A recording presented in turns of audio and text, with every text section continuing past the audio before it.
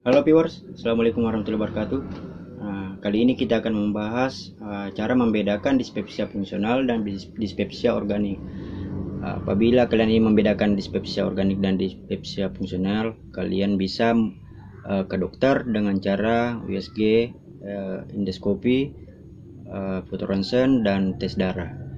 Tetapi dengan secara umumnya kalian bisa mengetahuinya dengan kondisi fisik kalian. Misalkan apabila kalian merasakan perih atau sakit di lambung, itu bisa menandakan bahwa kalian mengalami dispepsia organik atau adanya luka di lambung. Dalam dispepsia fungsional ini, apabila kalian mengalami mual, muntah, begah, dan sebagainya, itu bisa menandakan bahwa kalian itu mengalami dispepsia fungsional, dan semua itu bisa membuat anxiety kalian semua kumat kembali. Apabila dalam organik ini kalian merasakan adanya luka, perih, atau sakit di lambung, sebaiknya kalian ke dokter. Tetapi kembali lagi, itu kan persoalan masalah biaya. Nah, kalau kalian masih bisa menerapkan pola 3P, kalian nggak usah ke dokter karena terkendala biaya. Tetapi, misalkan BAB kalian sudah kemerahan, sebaiknya kalian ke dokter karena luka dalam lambung itu sudah mengalami pendarahan dan sudah masuk ke dalam usus. Jadi sebaiknya kalian ke dokter apabila BAB kalian itu udah tampak kemerahan. Kenapa saya sarankan untuk kalian ke dokter apabila ada mengalami luka atau sakit? Karena nonton video-video seperti ini pun gak akan sembuh, guys. Kalian gak akan sembuh kalau memang kalian mengalami luka ataupun sakit di ulu hati atau lambung. Nah, penyembuhannya bagaimana? Menurut saya, organik itu 70-80% itu harus diobati dengan obat-obatan. 20-30% itu cuma menggunakan pola 3P. Kebalikan dari fungsional. Fungsional itu sendiri penyembuhannya 70-80% itu menggunakan pola 3P. Selebihnya 20-30% itu menggunakan obat-obatan, vitamin, dan madu. Begitu pemahaman saya selama masa penyembuhan saya sendiri. Ada juga yang nanya seperti ini, Bang, saya sudah nonton video-video seperti ini, video seperti abang, tapi saya masih saja anxiety, saya masih saja panik, saya masih saja cemas. Saya harus bagaimana, Bang? Saran saya, kalau memang kalian panik dan tidak bisa membendung rasa panik itu, sebaiknya kalian ke dokter. Karena begitu kalian ke dokter, pasti akan sembuh. Karena apa ya? Bagaimanapun saya menyampaikan bahwa kalian itu tidak apa-apa, tetapi kalian tetap saja mengatakan bahwa, Bang, saya panik, Bang, saya cemas, Bang, saya kenapa-kenapa ini, Bang, saya sakit, Bang, saya mau mati, Bang. Walaupun saya katakan kalian itu nggak apa-apa, tapi kalau nggak percaya, ya silakan aja langsung ke dokter. Ngapain tinggal-tinggal di rumah, ya kan? Mending kalian langsung ke dokter saja. Kalau memang nggak bisa membendung rasa panik atau cemas kalian, sebaiknya kalian ke dokter saja. Balik lagi kita membahas asam lambung. Coba bayangkan, coba kalian pikirkan, apabila seiris daging kalian tuangkan dengan zat asam, kira-kira kondisi daging itu seperti apa? Tentunya pasti akan mengalami pembusukan atau akan tercerna. Begitu pula dengan lambung kita. Apabila mengalami atau memiliki asam lambung yang berlebih, tentunya akan berbahaya juga bagi lambung kita. Apalagi lambung dalam keadaan kondisi yang kosong, ya kan? Bayangkan, ini lambung kita dalam keadaan kosong saling bergesekan seperti ini, tentunya akan luka. Apalagi ditambah dengan asam lambung yang berlebih. Walaupun lambung kita ini adalah organ yang paling tahan dengan asam lambung, tetapi apabila ada iritasi di dalamnya dan asam lambung kita berlebih, tentunya akan mengalami luka yang lebih parah juga, ya kan? Asam lambung itu apa sih, Bang? Asam lambung itu apabila kita dalam keadaan stres, dalam keadaan kondisi fisik yang tidak memungkinkan, tentunya asam lambung kita akan menyemprot dengan sangat drastis, dan itu bisa sangat mempengaruhi kondisi lambung kita. Dengan kondisi lambung yang seperti itu, tentunya kita harus kembali lagi ke pola 3P, pola pikir, pola makan, dan pola hidup. Yang membuat asam lambung kita banyak itu karena pikiran kita yang lagi stres, sehingga asam lambung itu menyemprot dengan sangat drastis. Karena pola hidup yang tidak sehat, begadang, minum soda, minum alkohol, pola makan yang tidak sehat, makan yang berlemak yang sudah dicerna, minum yang bersoda, dan lain-lain. Apalagi dengan pikiran yang sangat stres dan ditambah lagi dengan begadang.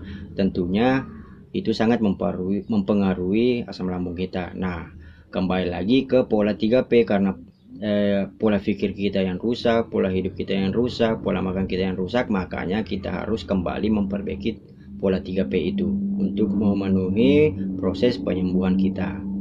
Kita balik lagi ke asam lambung. Bang, bagaimana kalau asam lambung kita atau gas lambung kita kebanyakan? Nah, asam lambung juga itu membuat kita merasa tidak enakan. Kenapa? Karena gas lambung yang naik ke atas itu, makanya kita sering bersendawa dan kentut-kentutan.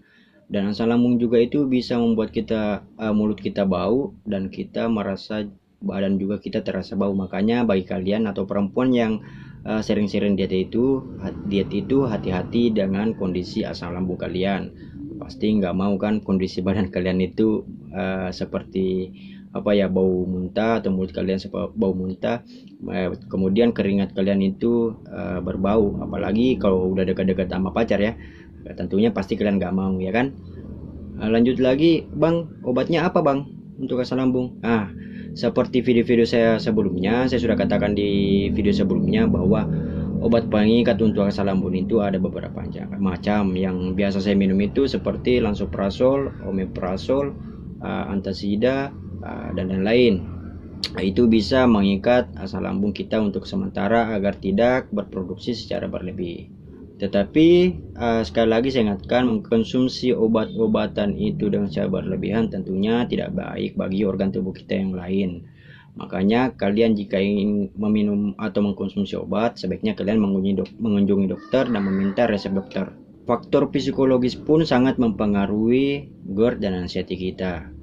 Terus obatnya apa Bang? Ya kalau berbicara soal psikologis itu, ya sebaiknya kalian ke dokter psikolog. Dengan mengunjungi dokter psikolog itu mungkin kalian bisa merasa lebih baik lagi. Tetapi kan yang namanya psikolog itu tentunya mereka tidak tahu apa-apa. Kalian yang lebih merasakan sendiri apa yang kalian rasakan. Mereka cuma bisa membuat kalian itu merasa tenang, menceritakan apa yang ada keluar dalam diri kalian. Jadi sebaiknya kalau bisa kalian berusaha sendiri aja untuk memperbaiki pola pikir dan memperbaiki apa yang ada dalam hati kalian. Nah, kembali lagi ke pola pikir, ya kan? Jadi pola makan, pola hidup, pola pikir itu sangat penting bagi kalian untuk kalian perbaiki agar menunjang kesehatan kalian semua. Memang dengan obat penenang itu semua gejala kalian pasti hilang, baik anxiety, GERD dan sebagainya. Tetapi lambat laun itu semua pasti akan kembali kumat lagi. Jadi sampai kapan kalian akan mengkonsumsi obat penenang itu? Kembali lagi kalian tetap harus memperbaiki pola 3P. Ada nggak obat lain Bang? Iya, ada sih, cuman butuh biaya juga. Dulu saya sering minum selama 2 bulan itu saya sering minum Yakult. Kenapa saya sering minum Yakult? Karena dalam Yakult itu memiliki probiotik. Probiotik itu apa sih? Nah, dalam tubuh kita itu kan ada namanya bakteri jahat dan bakteri baik. Apabila bakteri jahat dalam tubuh kita itu lebih banyak, maka lambung kita tidak bisa mencerna makanan dengan baik. Nah, begitu pula dan sebaliknya. Apabila bakteri baik dalam tubuh kita atau dalam lambung kita lebih banyak daripada bakteri jahat, maka racun-racun yang ada dalam lambung kita, dalam tubuh kita tidak bisa dicerna dengan baik pula. Maka dari itu prebiotik itu sangat perlu dalam tubuh kita untuk mengimbangi bakteri jahat dan bakteri baik. Seperti itu. Selain itu juga ada cara yang lain, yaitu dengan akupuntur, refleksi, kemudian bekam. Saya rasa itu adalah pengobatan alternatif yang bisa kalian lakukan untuk menyembuhkan asam lambung, GERD dan anxiety kalian.